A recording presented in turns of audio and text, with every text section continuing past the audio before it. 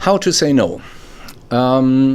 It seems to be the case that we get overwhelmed by tasks from all directions. People come to us and say, could you do this, could you do that? And somebody else is coming along, and all day long we're stressed by too many tasks in too little time. How can we say no?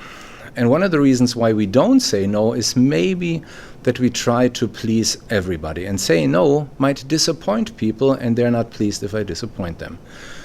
So first of all, I have to allow myself to disappoint people. And how do I do that?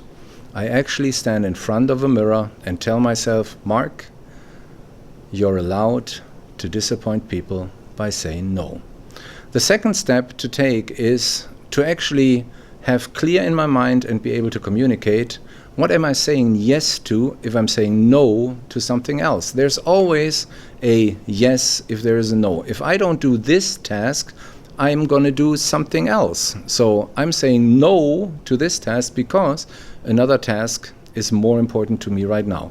And the third step is that I have to be clear under which conditions my no is going to stay valid and under which conditions my no is not going to remain valid. And it's always the case that some conditions are going to render my no invalid. I'm going to say no to this task, but if I skip my dinner with my family, I'm going to have time to do that. If my job depends on it, I'm going to do it. So there's conditions to my no, and there's conditions to my no not being valid. So it's a three-step thing.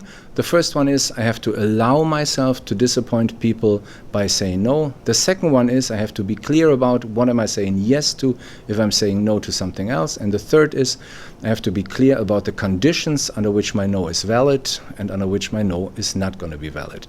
Try that and follow me on the channel.